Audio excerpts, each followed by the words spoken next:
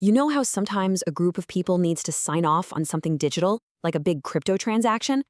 Usually, that means you need everyone's signature. But what if there was a way to make that whole process way more flexible, way more private, and even more efficient, all at the same time? Sounds pretty good, right?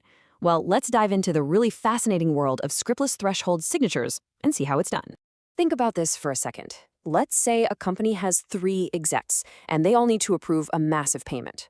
But what happens if one of them is on a plane, totally offline, just completely unreachable? Does the whole thing just stop, grind to a halt?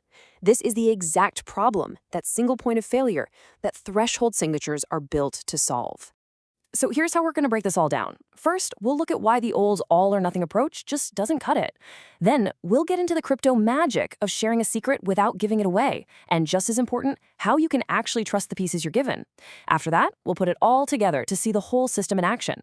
And finally, we're going to talk about the catch, because there's always a catch, the serious risks that come with all this power.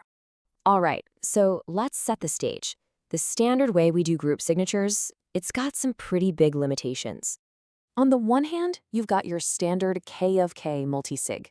You can think of this as a 3 of 3 deal. All 3 people absolutely must sign. If even one person is out of the picture, it's a no-go.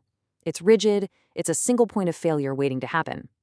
But what we're moving toward is on the right, a T of K threshold signature. Here, only a subset of the group needs to sign.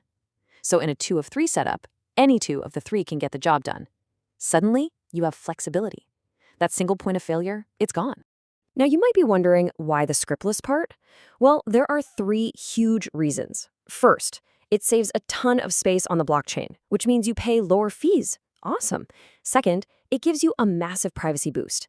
And the third reason, this is the really clever part, to anyone looking from the outside, a scriptless threshold signature looks exactly like a normal signature from just one person. Nobody even knows a group was involved. It's like a privacy cloak.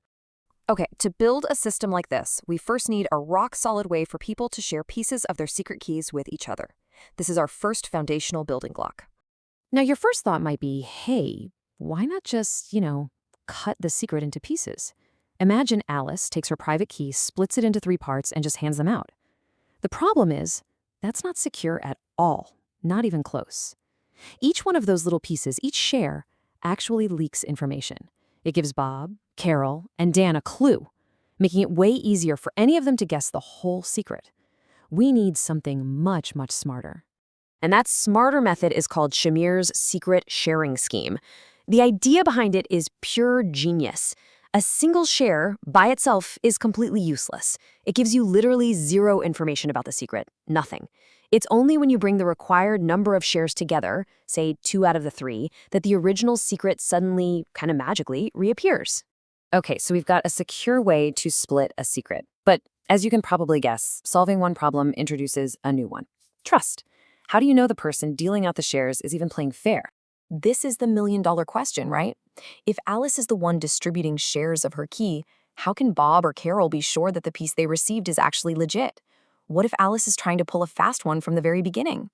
So before things can move forward, everyone needs a way to verify a few critical things, and they need to do it without seeing the actual secret. First, they need to know that all the shares Alice handed out actually came from the same secret. Second, they need to confirm she used the correct threshold, the one they all agreed on. And third, they need to be sure everyone got a unique, valid share. Just to make sure she didn't give 2 people the same piece or something shady like.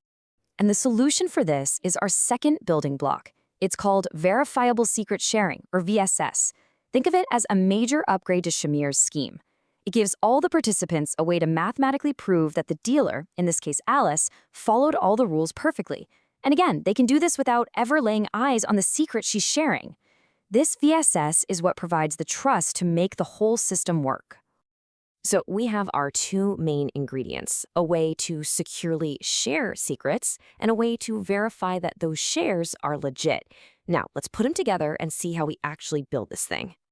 Okay, here's how the setup works. First, our group, Alice, Bob, and Carol, they create a regular 3 of 3 multi-sig public key. Simple enough. But then, and this is the really important part, each one of them takes their own private key and uses verifiable secret sharing to split it up. So Alice gives shares of her key to Bob and Carol. Bob gives shares of his key to Alice and Carol does the same. At the end of this little dance, everyone is holding their own complete private key plus one share for every other person in the group. So how does the signing actually work?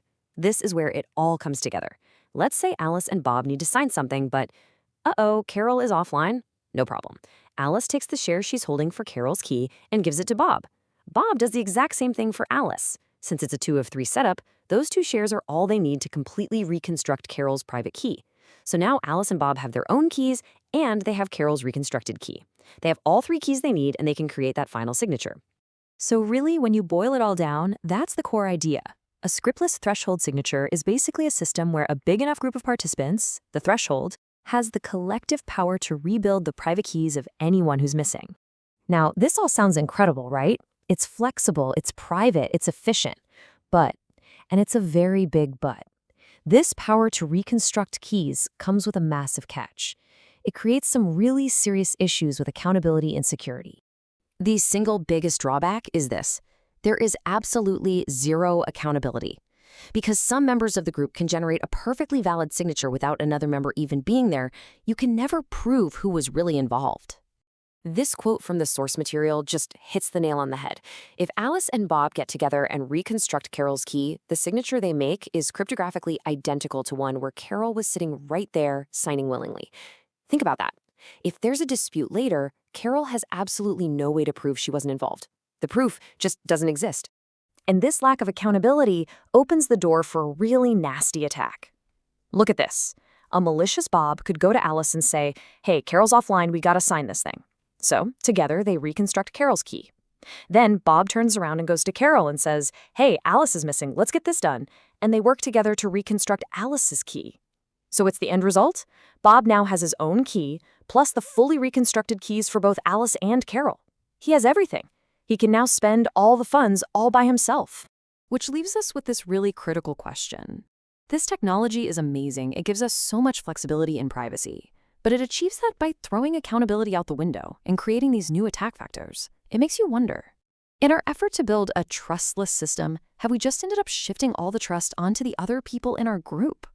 And with risks like these, can a system like this ever be considered truly safe?